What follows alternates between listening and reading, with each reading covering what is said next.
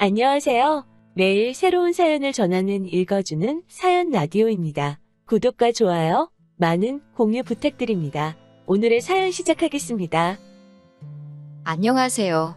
계획대로라면 다가오는 3월에 신부가 되었어야 할 30대 여성입니다. 그런 제가 이렇게 사연을 쓰게 된 건 파혼에 대한 후회 때문은 아니에요.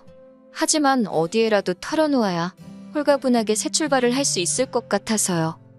헤어진 지 반년이나 되었으니 얘랑이란 호칭은 물론이고 남자친구라는 호칭도 적절하지 않지만 그래도 달리 부를 만한 것이 없어서 남자친구라고 할게요. 남자친구와는 대학교 때부터 알고 지냈습니다. 그냥 친구처럼 오랜 시간을 지내다 본격적으로 사귀게 된 건 저희 둘 나이 33이었어요. 당시 저는 제과회사에 다니고 있었고 남자친구는 제약회사에 근무 중이었지요.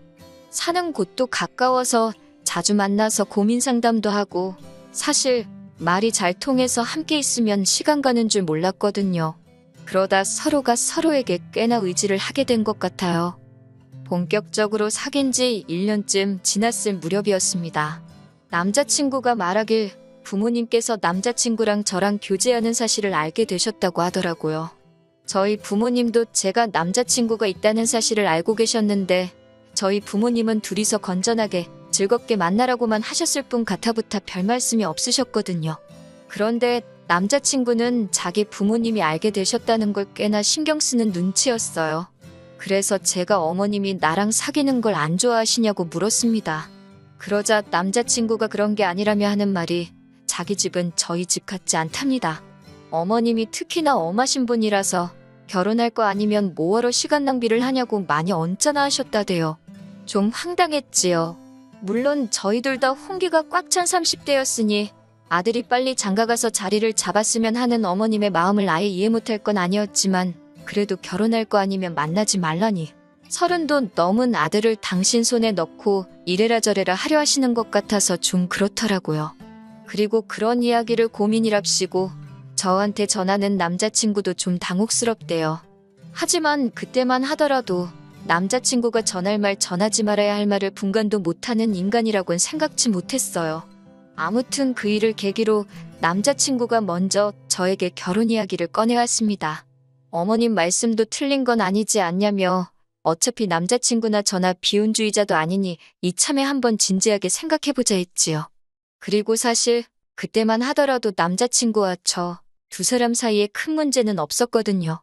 그래서 며칠 생각해본 끝에 결혼하자는 쪽으로 이야기가 되어 조금씩 이런저런 계획을 세워나가기 시작했네요. 그런데 그 이후로 한 2달쯤 지났을 거예요. 생각지 못한 일이 발생했는데 그건 바로 제가 회사에서 근무하던 부서가 다른 부서랑 통합이 되었거든요. 하지만 말이 좋아 통합이지 저희 부서는 폐지된 거고 저는 졸지에 영업직으로 발령을 받았습니다.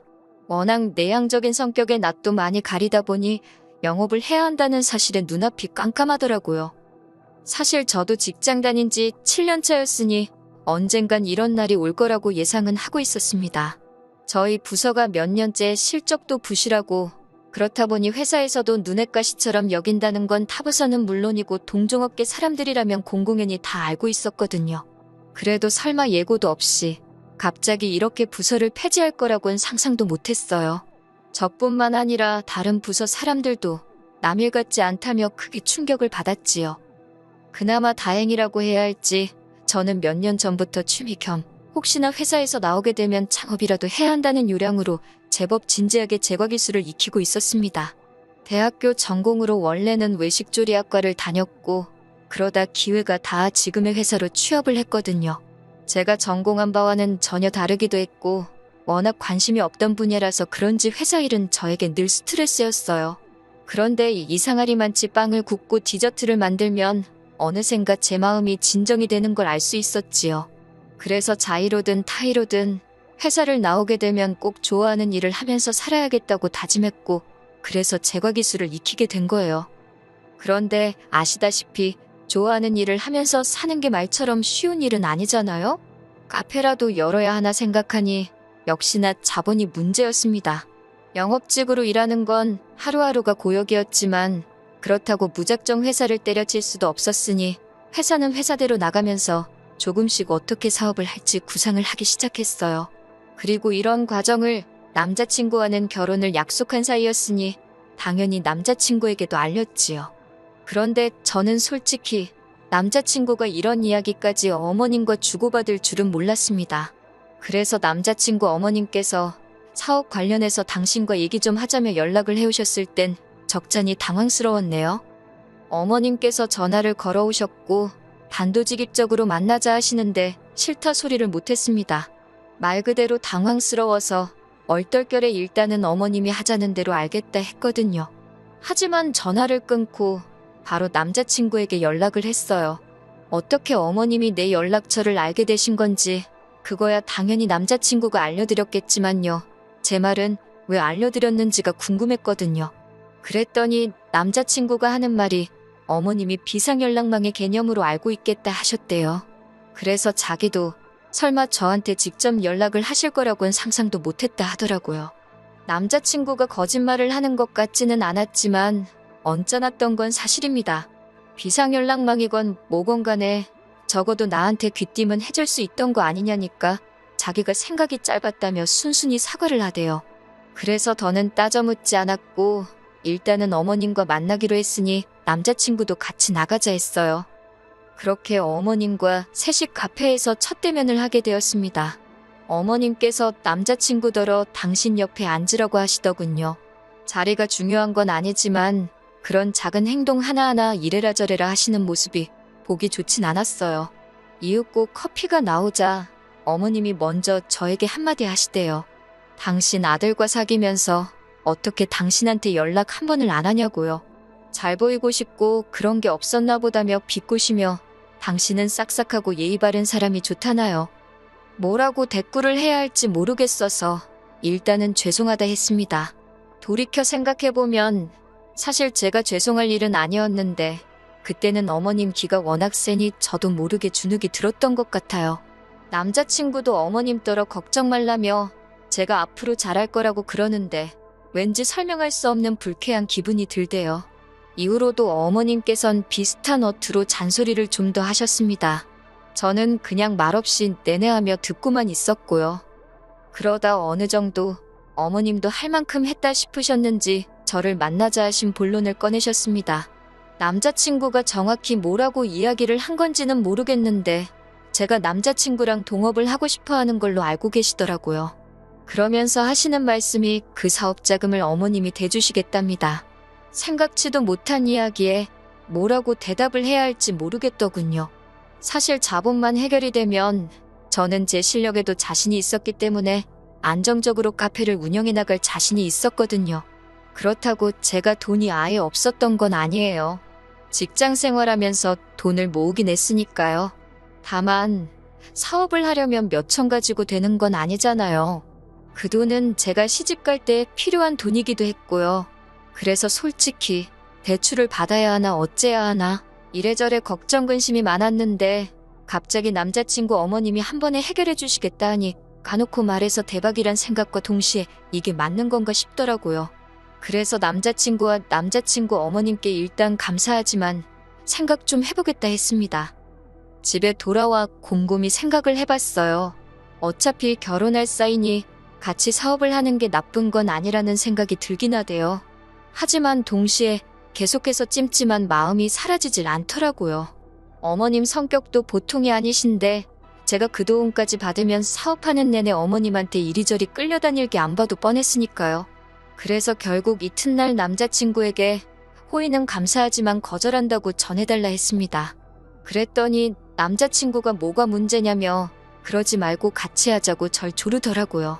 저더러 너무 어렵게 생각하지 말라면서 계속 거듭해서 저를 설득했어요. 그리고 결국 남자친구의 성화에 제가 두 손 두 발 다 들었습니다. 어머님의 도움을 받아 같이 가게를 열자고 이야기가 됐지요. 하지만 이후로 제가 우려했던 상황이 조금씩 벌어졌습니다. 가게 자리를 보러 다니려 하니 어머님은 무조건 당신이 같이 다니겠다 하시더라고요. 제가 생긴 게 맹추 같고 말투가 어리숙해서 남들한테 눈탱이를 맞을지도 모른다고요. 면전에 말을 그렇게 하는데 누가 기분이 좋겠어요. 저도 그때는 빈정이 상해서 맹추같이 생겼다니 무슨 말씀을 그렇게 하시냐고 받아쳤습니다. 저희 어머니가 어머님 아들더러 멸치 같다고 하면 좋겠냐고요. 그리고 이 일로 초반부터 저랑 어머님 당연히 틀어졌어요. 남자친구가 어머님하고 무슨 일이 있었냐며 어머님께서 남자친구더러 저하고 사업하지 말라고 돈 대주기 싫다고 하셨답니다. 저도 그 돈 필요 없다고 어머님이 나더러 맹추같이 생겼단다고 들었던 말 그대로 전했어요. 그러자 남자친구 하는 말이 그건 그냥 하는 소리래요. 자기 어머니가 원래 순해 보이는 사람한텐 항상 맹추같이 생겼다고 한다나요? 그게 변명이냐고 남자친구랑도 대판 싸웠네요. 그리고 한 일주일쯤 지났을 때 어머님이 먼저 당신은 별 뜻 없이 한 소린데 제가 그렇게 기분 나쁘게 들을지 몰랐다며 그런데 저도 어른이 한마디 한 게 기분 나쁘다고 그렇게 받아치고 그러면 못 쓴다는 사과 같지 않은 문자를 보내셨대요.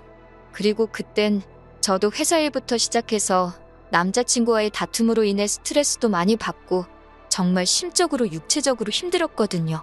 그래서 어머님이 그렇게 문자를 보내신 것만으로도 감사한 일이라고 제 스스로 세뇌를 시켰어요. 그리고는 얼렁뚱땅 남자친구와도 화해를 하고 다시 사업 준비도 진행해 나갔네요. 사업은 저와 남자친구가 하지만 어머님 입장에서는 어쨌든 큰돈이 나가는 일이니 결국 자리를 보기 위해 같이 다니게 되었습니다. 그런데 어머님의 막말은 때와 장소를 가리지 않더라고요. 어머님 말씀으로는 이렇게 말을 해야 사고 좋은 매물을 보여준다면서 부동산에 매물을 보러 들어갔다 하면 무조건 저를 가리키면서 쥐뿔도 없으면서 사업을 한다고 까불어서 걱정이라고 그러니 좀 사정 좀 봐달라고 그러시는 거예요. 제가 막말로 쥐뿔이 있는지 없는지 아무것도 모르시면서 그저 제가 어머님의 도움을 받아 사업을 하게 될지도 모른다는 이유로 저를 깔보시는 게 너무 화가 나대요. 결국 그렇게 한 3주 가까이 같이 자리 보러 다니다가 안 되겠다 싶어서 말씀 좀 그렇게 하지 마시라 했어요. 그랬더니 어머님은 또 저더러 예민하다 어떻다. 듣다 보니 정말 치사하단 생각이 너무 들대요. 결국 사업을 안 하면 안 했지 어머님 돈으론 안 하겠다고 결론을 내렸어요. 그런데 딱 그 결정을 전달하려던 날 어머님이 자리를 계약했다고 연락을 해오셨습니다. 설마 했는데 결국 저와는 상의도 없이 어머님 마음에 드는 곳을 고르셨더군요. 남자친구는 남자친구대로 그래도 자기 어머니가 보는 눈이 있으시다고 믿고 따라가라는데 그 소리도 어찌나 듣기가 싫던지요. 너무 실망스러웠지요. 그러다 결국 어머님과 한바탕 목소리 높여 싸우게 되었습니다. 하온의 결정적인 이유이기도 했고요. 가게 인테리어를 진행하면서 어머님께서는 더더욱 제 의견을 무시하기 일쑤였어요. 일단 인테리어도 당신이 아는 곳이 있다 하셨는데 알고 보니 어머니 애인이 하는 곳이대요. 어머님 아버님이 별거 중이라고만 들었지 이혼을 하셨다거나 아버님이 돌아가셨다는 이야기는 들은 적이 없습니다. 그런데 애인이라니 제가 보수적이라 그런지 좀 거북하고 불편하대요. 게다가 어머님이 애인은 당신이 무슨 남자친구의 아버님이라도 되는 것처럼 저한테 야더 하면서 반말을 하기 일쑤였어요. 가령 제가 여기에는 이 조명을 달아달라 하면 네가 이 일을 해봤냐? 내가 전문가다. 알아서 잘해주는데 왜 까부냐? 그냥 있으라는 식이었달까요? 하지만 남자친구도 그 모든 과정을 보면서도 별소리를 안 하니 제가 달리할 수 있는 액션도 없었고 그 무렵에는 그래 될 대로 되라 싶었습니다. 솔직히 나쁜 생각도 했어요. 이러다 장사 못하게 되면 내 손해냐, 알게 뭐냐 그런 식으로요. 그러다 하루는 어머님께서 저를 따로 불러내시더니 대뜸 저더러 당신 애인한테 왜 맘먹냐입니다. 어떻게 당신 애인한테 손가락으로 여기저기 하면서 말을 하느냐고요.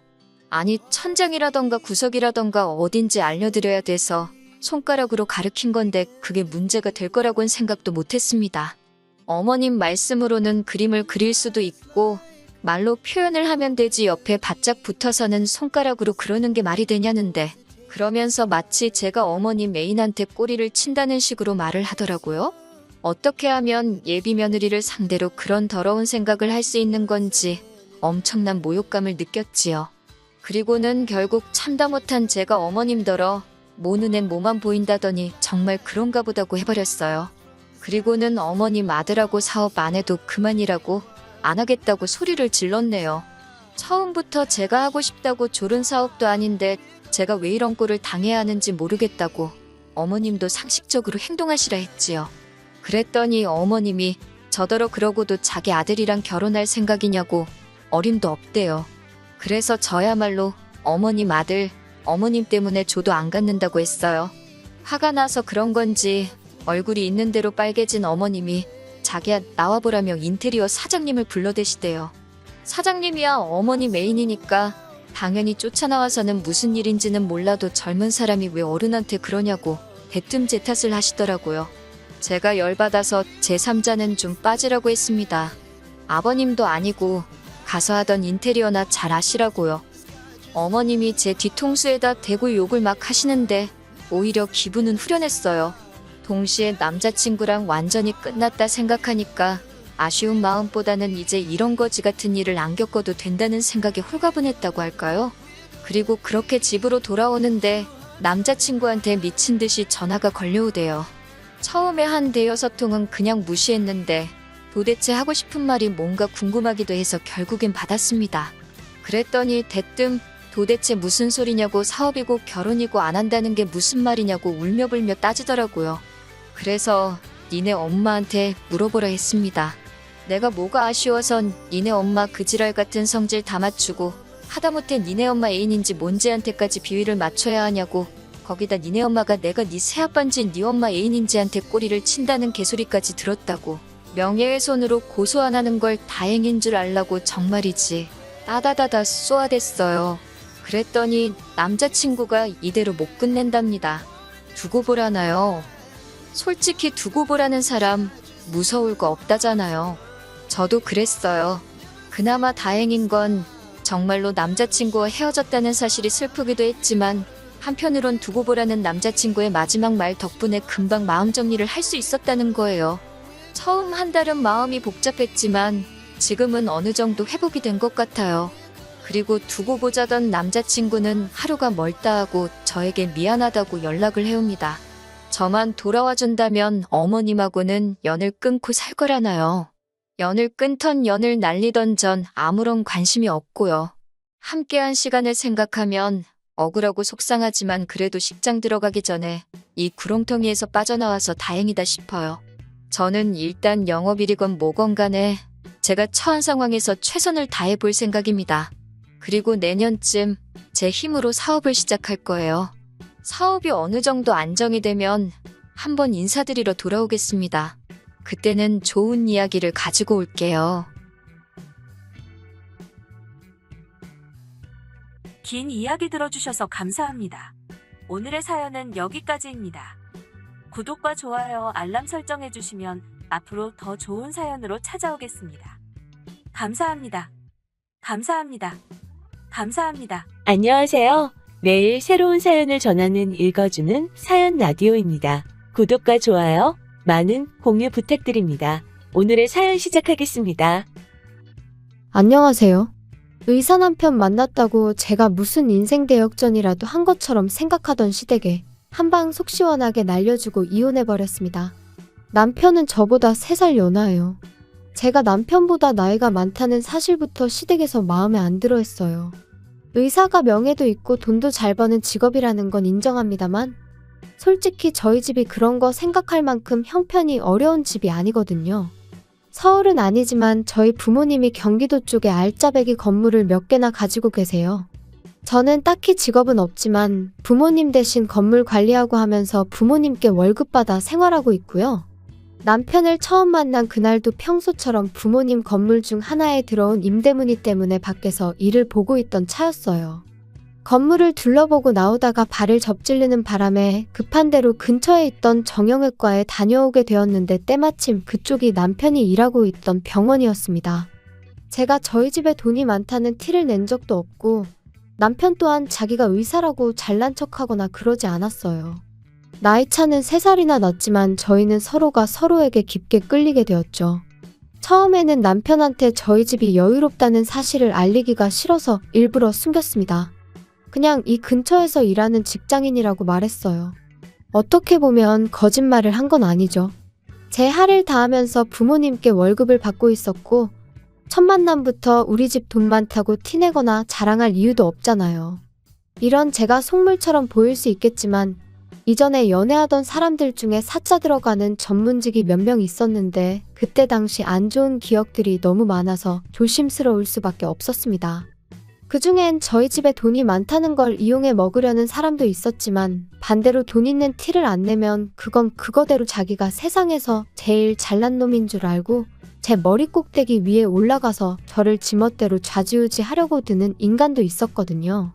둘 중에 뭐가 더 기분이 나쁘냐고 물어보신다면 차라리 대놓고 욕심부리는 전자보다 음흉하게 사람 무시하고 자기가 마치 저랑 존재부터가 다른 귀족인 척하는 후자였어요. 그런 경험들 때문에 그런지 남편이 저를 인간적으로 대해주는 사람인지 먼저 알고 싶었어요. 저희 집이 여유가 많다는 사실을 알게 된 뒤로 사람이 돌변한다면 그건 또 그때 가서 생각해볼 문제라고 생각했고요. 다행히 남편은 정말 저를 있는 그대로 좋아해주는 사람이었습니다. 남편도 벌이가 나쁜 편은 아니었다 보니 연애 자체는 여유가 넘치는 데이트였어요. 저 또한 일부러 집에 돈이 많다는 티를 낸 적은 없지만 데이트 비용을 내거나 할 때도 돈을 아끼는 편이 아니었거든요. 아무튼 그렇게 자연스러운 만남을 이어오다가 서로 결혼 이야기를 꺼내게 되었습니다. 그 후에 얼마 지나지 않아서 남편의 집에 인사를 드리러 가게 되었고요. 그때 시어머니를 처음 만났는데 시어머니가 아들 사랑이 참 유별난 사람이라는 건 그때 이미 알게 되었습니다. 은연중에도 계속해서 우리 아들한테 시집 오는 사람은 정말 땡 잡은 거라면서 말이죠. 그런데 그 말투가 마치 너는 안 된다는 듯한 말투였어요. 연신 우리 아들이 연상의 취향인 줄은 몰랐다 하면서 저를 겪어보지도 않고 이거 기가 센 며느리가 집에 들어오게 생겼느니 어쩌느니 하면서 싫은 티를 숨기지 않았죠. 마치 공부만 하느라 세상 물정 모르고 자란 당신 아들을 인생 역전할 기회만 노리는 늙은 여우가 낚아챈 것처럼 보는 눈치였어요. 시어머니의 계속된 아들 자랑에 남편은 머쓱해졌는지 그만 좀 하라며 세상에 자기보다 잘난 사람이 얼마나 많은 줄 아느냐고 했지만 시어머니는 남편이 그러면 그럴수록 너는 대한민국 상위 1%라느니 귀족이니 하면서 남편을 계속 추켜 세워줬죠. 연애하면서 혐오했던 인간상이 딱 그쪽이었거든요. 자기 직업 하나 믿고 세상 사람들을 자기보다 아래라고 깔고 보는 사람들 말이에요. 남편은 그런 사람이 아니었지만 시어머니가 될 사람이 그런 사람이라는 사실이 달갑지만은 않았습니다. 그래도 끝까지 결혼을 결심한 건 제가 결혼을 해도 남편이랑 하는 거지 시어머니랑 하는 게 아니라고 생각했기 때문이에요. 남편은 자리에서도 자기를 한껏 낮추며 겸손한 모습을 보여주었으니까요. 거기에 그날 인사를 드리고 난 뒤 어머니는 자기가 꼭 책임지고 마음을 돌려놓겠다고 이야기를 했으니 아들 말이라면 껌뻑 죽는 사람인데 남편이 중간에서 역할만 잘해준다면 아무 문제 없겠다 싶었죠. 그렇게 3개월 정도 쭉 연애를 이어오고 있는데 기어이 결혼 허락을 받아왔어요. 사실 제 나이가 이미 30대 중반을 바라보고 있는 가운데 솔직히 연애는 몰라도 결혼 욕심은 크게 없는 상황이었죠. 그렇다고 당시 남편이 저나 저희 집 재력을 정확하게 파악을 하고 있지 않은 가운데 부모님 반대에도 불구하고 끝내 결혼 허락을 받아온 모습이 한편으로는 감동적이었고 이 사람이라면 결혼해도 평생 행복할 수 있겠다는 확신까지 주었습니다. 그렇게 저도 결혼 준비를 시작했고요. 그 후에 바로 남편이 저희 집에 인사를 드리러 가게 되었는데 그때 처음 저희 부모님이 건물 몇 개를 가지고 계신다는 사실도 말해줬죠. 그 후에 상견례를 하기 전 시어머니를 다시 만날 기회가 있었습니다. 직접적인 말은 꺼내지 않았지만 그 자리에서만 몇 번이고 결혼하면 아내가 남편 뒷바라지를 잘해줘야 되는 거라는 이야기를 하셨죠. 나이가 많다고 아들 기죽이고 그러면 안 된다는 식으로도 이야기를 했는데 저는 그런 말들이 전부 결혼을 허락해줬으니 말 그대로 아들 기죽이지 말라고 꺼낸 이야기인 줄로만 알았어요. 상견례 자리에서 꺼낼 말들의 밑밥이었다는 건 생각도 못했죠. 상견례 자리에서 시어머니는 또 다시 한번 의사아들 자랑을 시작했어요. 이미 저희 집이 금전적으로 부족함이 전혀 없는 상황이란 걸 알고 있었을 텐데도 불구하고 의사 사위 얻는 걸 아주 땡 잡은 줄 알라는 식으로 나오셨죠. 의사 사위라는 게 돈만 있다고 해서 얻을 수 있는 게 아니라는 식으로 말이에요. 남편은 아주 질색을 하면서 시어머니가 아무 말도 못하게 막으려고 노력했지만 이미 터진 시어머니의 입을 멈출 수 있는 사람은 없었죠. 사람이 돈만 있다고 되는 게 아니라고, 결국엔 명예가 있어야 그 돈도 가치가 있고 빛나는 법이라며 집안에 의사 식구가 들어오는 걸 대박 잡은 거나 마찬가지라고 계속 열변을 토하셨어요. 저희 부모님이 그런 말에 눈 하나 꿈쩍하실 분들이 아니었는데 시어머니가 심기를 거슬리는 말을 기어이 먼저 꺼내더군요. 예비 사돈이 건물을 몇 개나 가지고 있다고 들었는데 이참에 사위한테 병원 하나 차려주면 어떻겠냐고 하더군요.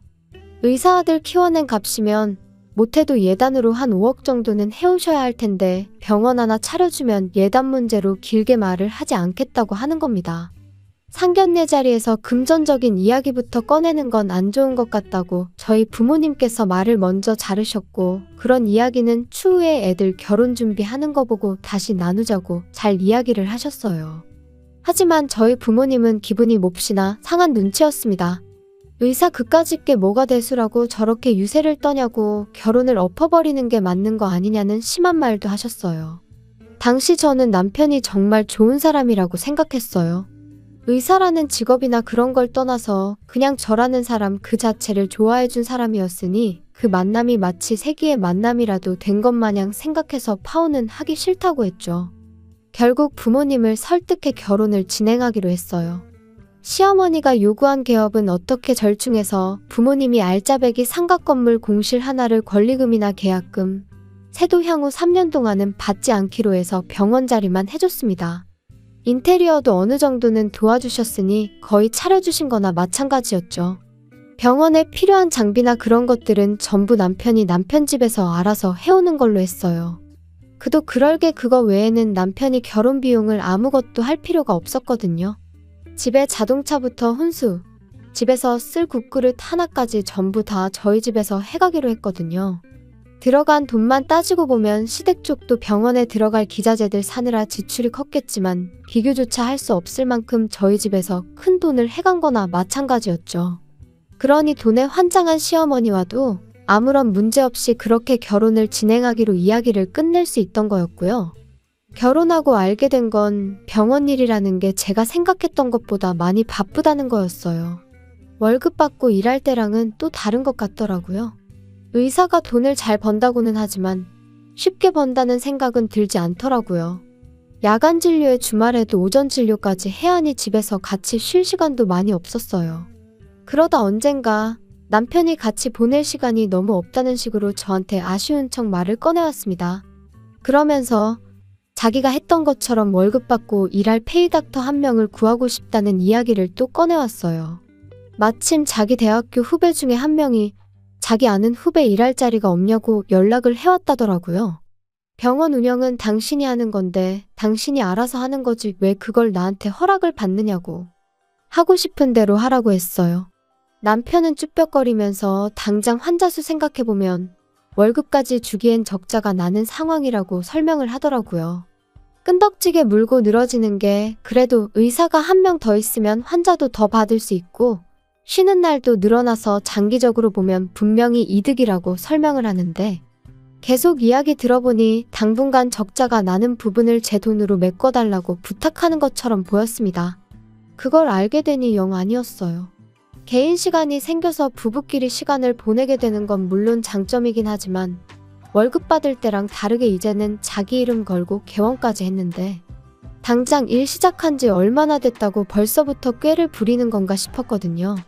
적어도 사람을 구해 쓴다면 그건 병원벌이가 사람 월급 주고도 남을 만큼은 벌고 난 이후에 말을 꺼내는 게 순서 아니겠나요?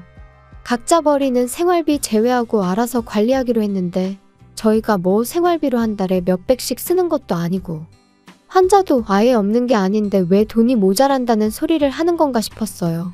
그러다 알게 된 사실인데 알고 보니 병원 장비랑 그런 걸 시댁 돈으로 한 게 아니라 남편이 자기 이름으로 대출을 받아다가 마련했다는 사실을 알게 되었어요. 그러니 돈이 모자랄 수밖에요. 다른 것보다 남편이 저에게 거짓말을 했다는 사실이 믿기지가 않더군요. 그래도 최대한 좋게 해결해 보려고 했어요. 일단 남편 대출부터 해결해 주자는 생각이었습니다. 물론 그냥은 해줄 이유가 전혀 없었죠. 여기서 해결을 해준다는 건 돈을 대신 내주겠다는 게 아니고 은행 대신 돈을 빌려주겠다는 소리였어요.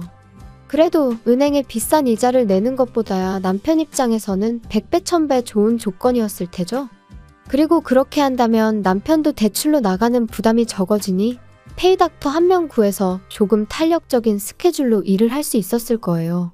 그렇게 되면 남편이 말하던 대로 저와 함께 보내는 시간도 생기게 되는 거니 부부 사이인 저희 입장에서는 더할 나위 없이 좋은 이야기였을 거예요. 남편도 저한테 고맙다고 이야기까지 했고요. 그런데 남편이 저희 집에 차용증을 작성했다는 사실을 알게 된 시어머니한테서 연락을 받게 되었습니다. 이미 저한테 전화가 왔을 때부터 목소리만 들어도 기분이 안 좋다는 걸 알 수 있었어요. 대번에 저한테 어떻게 남편한테 차용증을 작성시킬 수 있냐고 저를 두고 돈에 미친 독한 년이라고 하더라고요. 재주는 곰이 부리고 돈은 떼놈이 번다더니 의사 아들이 죽어라고 번 돈을 차용증까지 써가며 받아가고 싶냐고 돈으로 지금 내 아들을 손바닥 위에 놓고 부려먹으려는 속셈이냐길래 아드님한테 자초지종을 제대로 들으시긴 한 거냐고 되물었어요. 기분 나쁘게 생각하실 거 전혀 없다고요. 상견례 당시에 이야기된 것과 다른 상황인데 제가 남편 얼굴 봐서 그냥 넘어가신 건 알고 계시지 않느냐 되물었죠. 정 이런 상황이 마음에 안 드신다면 돈 이야기는 없던 걸로 하겠다고 애초에 처음 이야기되었던 대로 어머님이 남편 대출금을 해결해 주시면 되는 거 아니냐고요. 어머님 돈으로 해주시면 차용증도 안 써도 되는 거 아니냐고 했더니 아무 말도 대답 못하고 가만히 있더라고요. 할 말 다 하신 거면 전화를 끊겠다 했는데 시어머니가 다짜고짜 저한테 성질을 내는 겁니다. 의사 남편, 의사 사위 얻은 게 니들 평생의 복인 줄도 모르냐고요. 병원이 있는 건물은 공실도 잘 나지 않는 거 모르냐며 우리 아들 하나가 니네 집 건물 가치를 얼마나 올려놓은 줄 아냐며 열을 올리더라고요.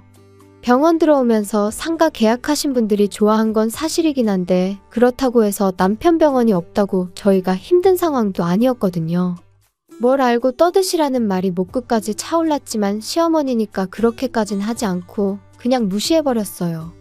저도 어머님이랑 사이나 빠지면서까지 남편을 도와주고 싶은 생각은 없으니 차용증권에 대해서는 제가 알아서 남편과 상의해보겠다고요. 남편이 싫다고 하면 그냥 은행빚 유지하면서 남편이 주 6일이고 낮밤 가리지 않고 쉬는 날도 없이 사람 구할 만큼 여력이 생길 때까지 혼자 개고생하면 되는 거 아니겠냐 하고 전화 끊어버렸어요. 그날 저녁 남편이 시어머니랑 통화라도 한 건지 집에 오자마자 저한테 사과부터 하더라고요. 어머니한테는 자기가 잘 설명할 테니 저보고 기분 풀라고 저를 달래주길래 나를 달랠 생각 하지 말고 어머님하고나 이야기하라 그랬어요. 남편은 제 앞에서 떳떳하게 전화하면 될 걸 가지고 괜히 제 눈치를 보면서 서재로 쓰고 있던 방으로 가서 문까지 닫아놓고 전화를 하더군요. 무슨 작당 모의를 하려나 싶었어요. 집안일을 하나도 안 하는 남편이었다 보니 베란다에만 가도 방 안에서 나는 소리가 들린다는 사실을 알 리가 없었죠. 통화 내용을 엿듣는 게 떳떳한 일은 아닌 건 알지만 이 상황을 제대로 해명 안 해서 괜히 그걸로 시어머니랑 저 사이에 또 다른 마찰이 생길 수 있으니 똑바로 이야기하는지 들으려고 했었을 뿐인데 전화 내용을 들어보니 어이가 없더군요. 처음엔 제대로 이야기를 하는 줄 알았어요. 대놓고 시어머니한테 내가 알아서 잘하고 있는데 왜 나서서 초를 치냐며 그러지 말라고 주의를 주더라고요. 그런데 이어서 나온 이야기에 정말 온몸에 소름이 다 돋았습니다. 일단 이렇게 해서 장인 장모한테 신뢰 좀 쌓아놓고 병원 건물 명의부터 집 명의까지 싹 다 내 명의로 돌리든 공동 명의로 돌려놓아야지 이혼하면 뭐라도 우리 손에 떨어진다며 갈 길이 9만리인데 왜 이렇게 성급하시냐며 짜증을 내더라고요. 생활비도 300씩 보내드리고 있지 않냐고 그 돈이면 월급 받을 때 드리던 것보다 배는 더 보내는 건데 일단 그걸로 만족하고 계시라는데 남편이 돈에 항상 허덕이는 게 대출 때문에만은 아니었다는 사실까지 알게 되었습니다. 통화 마치고 온 남편은 뻔뻔하게 저한테 어머니랑 자리하기했고 다시는 같은 일로 저한테 연락하는 일이 없을 거라고 얼굴에 철판을 깔더군요. 당장이라도 폭발할 것 같은데 아무것도 모르는 척하고 있는 게 정말이지 너무 힘들었습니다. 작정하고 처가재산 노리는 게 저는 드라마에서나 있는 일인 줄 알았는데 바로 저한테 일어나고 있었으니 말이에요. 당장 제가 어떻게 할 수 있는 일이 없어서 다음 날까지 아무 일도 없는 척 가만히 있다가 친정부모님께 찾아갔습니다. 중간쯤부터이긴 하지만 대화 내용이 말도 안 되는 방향으로 흘러간다 싶어서 남편이 통화하고 있는 내용을 녹음해 놓았는데 그 내용을 들은 아버지께서 처음에 돈 밝힐 때부터 알아봤어야 한다며 치를 떨며 노발대발 난리도 아니셨지요. 그 길로 저랑 같이 병원으로 쳐들어갔어요. 남편은 전혀 생각도 못한 눈치로 웬일로 둘이서 같이 왔느냐고 하더라고요.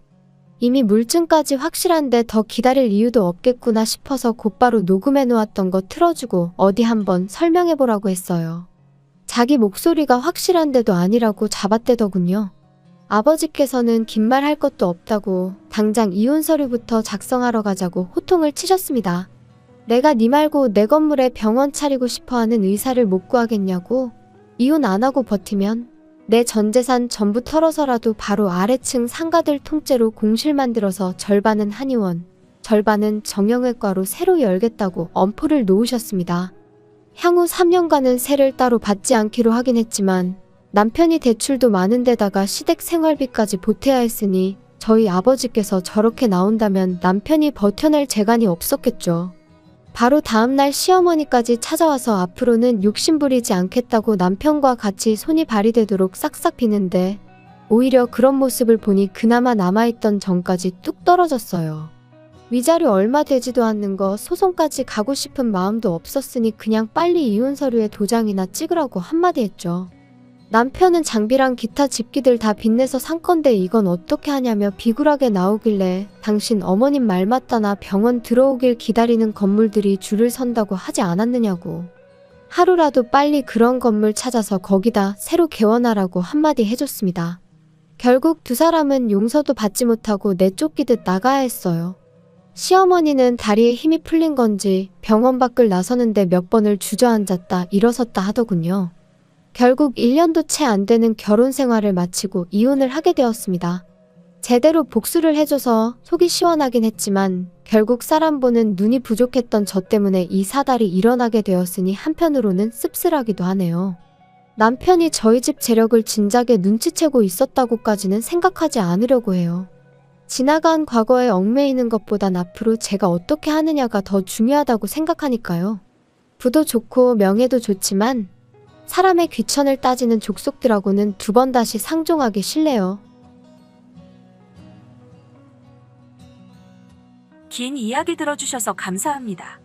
오늘의 사연은 여기까지입니다. 구독과 좋아요, 알람 설정해주시면 앞으로 더 좋은 사연으로 찾아오겠습니다. 감사합니다. 감사합니다. 감사합니다. 안녕하세요. 매일 새로운 사연을 전하는 읽어주는 사연 라디오입니다. 구독과 좋아요, 많은 공유 부탁드립니다. 오늘의 사연 시작하겠습니다. 안녕하세요. 저는 얼마 전에 세 번째 결혼 기념일을 맞이한 30대 직장인이에요. 신랑에게는 돌싱 누나가 하나 있어요. 시누이에게는 3살 된 아들과 예정일이 거의 다 된 뱃속에 아기가 있어요. 이혼하면서 첫째는 전 남편이 키운다며 데려갔죠. 이혼할 때도 임신 사실을 알고 있었지만 이혼을 했다고 해요. 시어머니께서 최대한 말씀을 아끼시고 쉬쉬하는 걸 보니 시누이한테 귀책이 있는 것 같아요. 제가 봤을 때도 시누이 성격이 보통은 아니라고 생각하거든요. 몇 달 전부터 갑자기 시어머니께서 저한테 이상할 만큼 태도가 상냥해지셨는데 아니나 다를까 역시 바라는 게 있었어요. 일주일 전쯤이었을 거예요. 저를 이름으로도 단 한 번도 불러주신 적이 없었는데 갑자기 저한테 아가야라고 부르시더라고요. 그러더니 어째서 결혼한 지도 시간이 꽤 지났던데 손주 소식이 없냐고 하시는 거예요. 근데 저희는 결혼 전부터 아기 낳는데 큰 뜻이 없었고 일단 돈부터 벌어보고 여유 생기면 갖자는 시기였거든요. 분명히 양가에도 뜻을 알렸고요. 근데 시어머니는 아이를 못 낳는 게 설사 제가 몸이 안 좋아서 그런 거여도 절 미워하지 않겠다는 거예요. 그래서 그게 뜬금없이 뭔 소리인가 했는데 요지는 시누이였어요. 시누이가 재혼해야 되는데 아이가 있으면 힘들다며 그렇다고 싱글맘으로 혼자 살게 둘 수는 없지 않냐는 거예요. 그러면서 저보고 괜히 애 낳느라 고생하지 말고 시누이 애를 받아서 키우라는 거였죠. 솔직히 걱정하긴 했어요. 시누이가 돈이 있는 것도 아니고 빵빵한 직장이 있는 것도 아니어서 누가 봐도 애 키울 형편은 안 됐거든요. 너무 열받아서 당장이라도 싫다고 소리 지르고 싶었지만 최대한 부드럽게 거절하려고 저는 힘들 것 같지만 그래도 신랑하고 상의해보겠다고 말씀드렸어요. 그러자 어머님은 신랑은 이미 알고 있으니 저만 선택하면 된다는 거예요. 근무 중에 전화하면 방해될까 싶어서 따로 연락은 안 해보고 퇴근 시간까지 기다렸어요. 그리고 어차피 정상인이라면 저랑 같은 생각이지 않을까 싶었거든요. 근데 집에 도착한 신랑이 제 눈치를 살피는 걸 보고 뭔가 나한테 캥기는 게 있다는 걸 직감할 수 있었어요. 그리고 충격적인 말을 이어나가더라고요. 자기는 시누이 애 키우고 싶다고요. 어차피 태어날 때부터 우리가 키우는 거니까 누가 얘기 안 하면 아이는 우리가 부모인 줄 알 거라고요.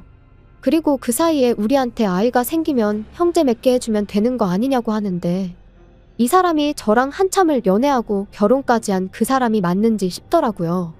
말로 설명할 수 없는 배신감에 서로 소리 지르고 싸우다가 결국 저는 친정에 와 있어요. 솔직히 제가 뭐 때문에 싸우고 친정까지 오게 되었는지 말씀드리면 부모님이 더 화내실 것 같아서 말씀은 못 드렸어요. 그래서 부모님은 부부끼리 다툴 수도 있지, 다퉜다고 이렇게 친정에 와버리면 어떡하냐며 저에게 더 뭐라고 하시는 거예요. 3일 정도 지났는데 시어머니한테 전화가 엄청 오더라고요. 평소에는 이름도 안 부르시고 좋은 말이라고는 한 번도 해주신 적 없던 분이 연애 때 남편보다도 저를 더 상냥하고 달콤하게 부르시더군요. 그 와중에 시누이는 분위기 파악 못하고 저보고 독한 년이라고 찔러도 피 한 방울 안 나올 거라고 하네요. 시누이가 뭐라고 하던지 크게 타격은 없어요.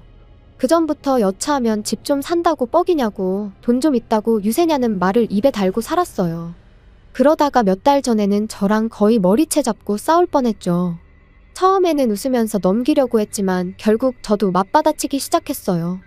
우리 집 잘 살아서 열등감 느끼냐고, 시집가서 애 낳고 이혼하라고 내가 등 떠밀었냐고요. 내가 돈 많은 게 그렇게 불만이면 나 앞으로 시어머니에게 용돈 못 드린다는 얘기까지 나왔어요. 아무튼 저보고 옛날에 대들 때부터 알아봤다면서 저를 살살 긁더라고요. 저도 너무 화가 나서 시누이한테 공격적으로 쏘아붙였어요. 책임도 못지라 지워버리던가 하지 뱃속의 애는 무슨 잘못이냐고 하니 저보고 또 인정머리 없는 년이라고 하네요. 자기 새끼를 어떻게 함부로 지우냐면서 책임감 없는 년한테 자기 동생 장가가서 고생하는 거 보라고 하네요.